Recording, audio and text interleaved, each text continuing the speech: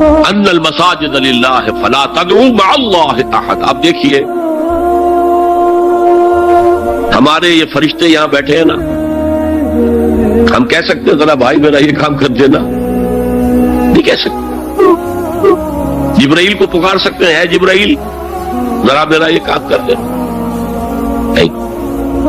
وہ عالم غیب کی شے ہے. کسی ولی اللہ کی روح کو پکار کر کہنا کہ میری یہ مشکل دور کر دے؟ نہیں. اللہ سے کہیں، اللہ کو پکارے، اللہ جس کے ذریعے سے چاہے آپ کی ضرورت پوری کر دے. اس ضمن میں میں کہوں گا کہ شاہ ولی اللہ دہلوی نے ایک بات کہی ہے، اگرچہ مجھے اس کی کوئی دلیل اپنے طور پر انڈیپینڈنٹلی کتاب و سنت میں نہیں ملی ہے، لیکن شاہ صاحب کا ایک مقام مرتبہ ہے جو میری نگاہ میں بہت بلند ہے. میرے نزدیک دو عظیم شخصیتیں عالم اسلام کی، امام ابن تیمیہ اور امام غزالی کو جمع کریں تو شاہ ولی اللہ بنتے ہیں. اتنی عظیم شخصیت ہے. انہوں نے یہ لکھا ہے کہ جو اللہ کے برگزیدہ بندے ہوتے ہیں اولیاء اللہ، اللہ تعالیٰ ان کی ارواح کو ان کے فوت ہونے کے بعد ملائکہ کے طبقہ اسفل میں شامل کر دیتے ہیں، اور وہ بھی جس طرح وہ ملائکہ اللہ کے احکام کی زمین میں تنفیذ کر رہے ہیں وہ بھی اسی کام میں لگ جاتے ہیں. میں نے عرض کیا کہ میرے پاس انڈیپینڈنٹلی کوئی دلیل نہیں ہے اس کے حق میں، لیکن شاہ صاحب کا فرمانا خود میرے لیے ایک درجے میں دلیل ہے.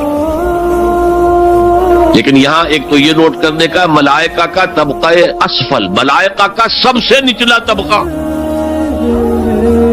اور اللہ کے حکم کی تنفیذ کرتے تو فرشتے کر رہے ہیں، وہ بھی ہو. ہمیں سے کیا غرض ہے؟ ہم نہ فرشتے کو پکار سکتے ہیں اور نہ کسی ولی اللہ کو پکار سکتے ہیں. پکارو اللہ کو. قال ربکم ادعونی استجب لکم ان الذین یستکبرون عن عبادتی سیدخلون جہنم داخرین. تمہارا رب کہتا ہے مجھے پکارو، مجھ سے مانگو، میں تمہیں دوں گا، تمہاری دعا سنوں گا، قبول کروں گا. اور جو بربنائے تکبر مجھ سے نہیں مانگتے وہ جہنم میں داخل ہوں گے، ذلیل و خوار ہوں. حضور نے ایک بات مجھے متن یاد نہیں ہے، بہت پیاری فرمائی. دیکھو انسانوں سے تم مانگتے ہو کچھ تو ایک دفعہ تو اس کے ماتھے پر تیوری پر بل پڑ ہی جاتا ہے، یہ کیوں میرے سامنے ہاتھ سوال کیا، کیوں مجھے سے مانگا ہے، چلیے بعد میں کچھ وہ دے ہی دے، کہ ناگوار گزرتا ہے. ارے اس سے مانگو جو کہتا ہے کہ مجھ سے مانگو اور میں دوں گا. وہ نہ مانگنے پہ ناراض ہے، اس سے نہیں مانگتے.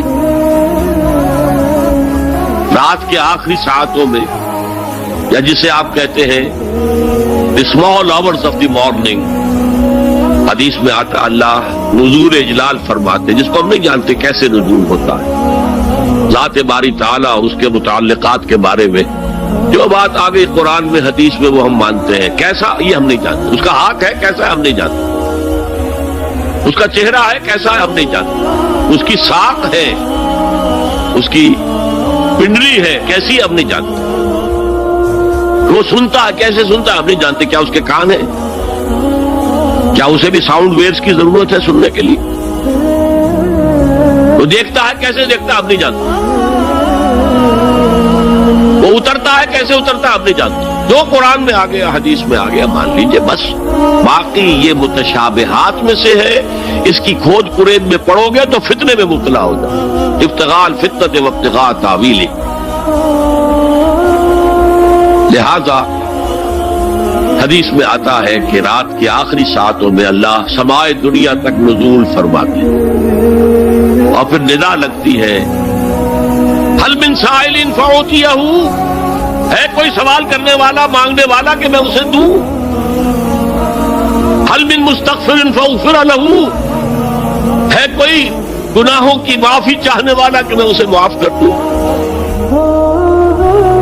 ہم انٹا غفیل سو رہے،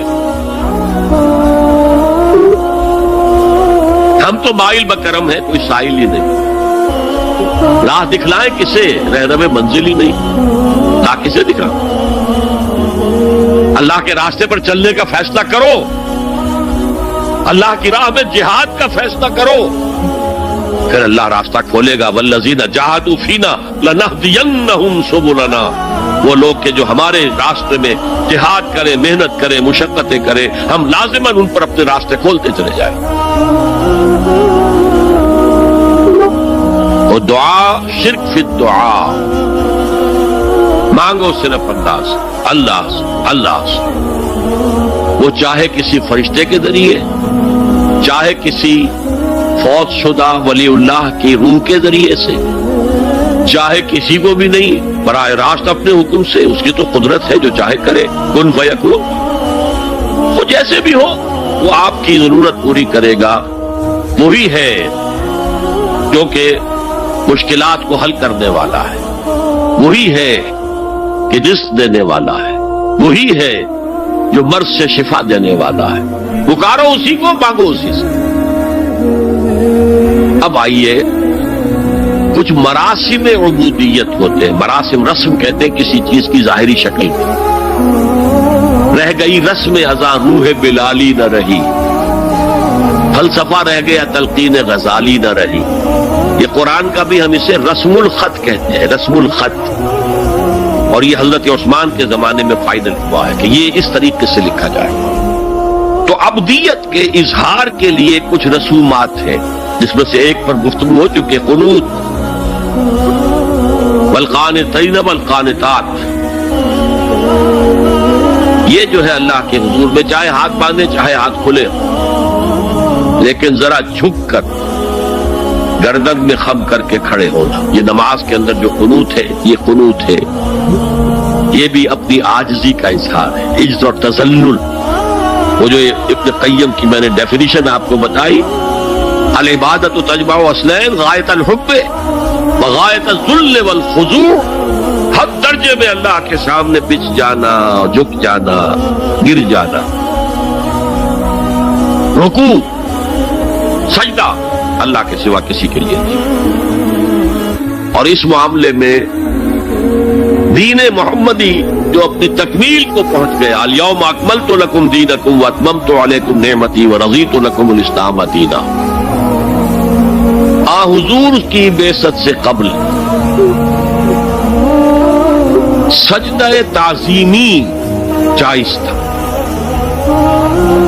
کسی شخص کی تعظیم کے لیے، اس کی عزت کے لیے اس کے سامنے سجدہ کرنا جائز تھا۔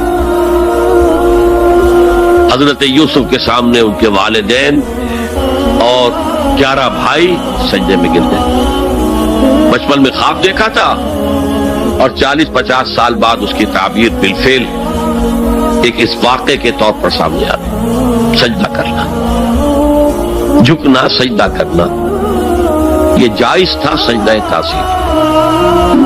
حضور پر شریعت مکمل، توحید مکمل، اب ہر نوع کا سجدہ حرام مطلق ہے سوائے اللہ کے کسی کو۔ ہمارے مسلمانوں نے بھی اپنے دور ملوکیت میں سجدہ تعظیمی شروع کرا، عدالت کے اندر بادشاہ کے دربار میں جا رہے تو سجدہ، سر جھکا کر رکوع کی حالت میں۔ یا آپ کے پڑوس میں جو حیدرآباد کی ریاست تھی، سلام کیسے کرتے تھے، کتنے جھکتے تھے، اور پھر وہ جھک کر وہ سلام ہو رہے۔ یہ مشرکانہ فعل ہے، جو اولیاء دربار میں بھی تھا۔ شیخ احمد سرہندی رحمۃ اللہ علیہ نے کہا غلط ہے، حرام ہے، جائز نہیں۔ دربار میں شکایت پہنچ گئی، آخر مخبری کرنے والے بھی تھے، حاسد بھی تھے، وَمِن شَرِّ حَاسِدٍ إِذَا حَسَدَ،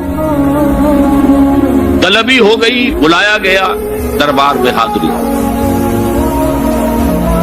اور ایسا اہتمام کیا گیا کہ جب حضرت مجدد آگے آئے بادشاہ تک جانے کے لیے تو درمیان میں ایک دیوار سی حائل کر کے اس میں کھڑکی کھول دی کہ اس میں سے جھک کر گزریں گے نا تو رکوع کسی درجے میں تو ہو جائے گا۔ رکوع بھی سجدے ہی کی ایک شکل ہے، سجدے کا ہاف کہہ لیجئے، لیکن یہ کہ جب آیات سجدہ آتی ہے قرآن مجید میں، وہ عام نمازوں میں میں دیکھتا ہوں کہ وہ آیات سجدہ والی آیات پڑھی دی جاتی، حالانکہ ان کی ایک خاص کیفیت ہے۔ تراویح میں تو پڑھی جاتی ہے، لیکن پہلے بتا دیتے ہیں کہ یہ دوسری رکعت میں یا پہلی رکعت میں سجدہ آ رہا ہے تو لوگ تیار ہوتے ہیں۔ رکوع بھی اگر فوراً ہو جائے آیت سجدہ کے بعد تو اس سے بھی اس سجدے کا حق ادا ہو جاتا. بہرحال حضرت شیخ مجدد رحمت اللہ علیہ دربار میں آئے تو اس کھڑکی میں سے پہلے پاؤں گزارے پھر اپنا سر نکالا, پھر جیل میں ڈال دیا گیا کوئی پرواہ نہیں. حاضر ہوا میں شیخ مجدد کی لحد پر, وہ خاک کے ہے زیر فلک مطلع انوار, گردن نہ جھکی جس کی جہانگیر کے آگے, جس کی نفس گرم سے ہے گرمی احرار. وہ ہند میں سرمایہ ملت کا نگہباں, اللہ نے بر وقت کیا جس کو خبردار. دین الہی دین محمدی کے خاتمے کا اعلان تھا. اب بڑے بڑے مولویوں نے یہ اکبر کو سبق پڑھایا تھا, بڑے مولوی, درباری مولوی, انہوں نے سبق پڑھایا تھا. اللہ کا ایک دن 1000 برس کا ہوتا ہے اور اللہ کا ہر معاملہ 1000 سال تک ہوتا ہے. اب 1000 سال ہو گئے محمد کی رسالت کو, ان کی رسالت کا دور ختم صلی اللہ علیہ وسلم. اب دوسرا 1000 سال, اسی لیے الف ثانی کہتے ہیں نا, الف ہزار کو کہتے ہیں الف ثانی.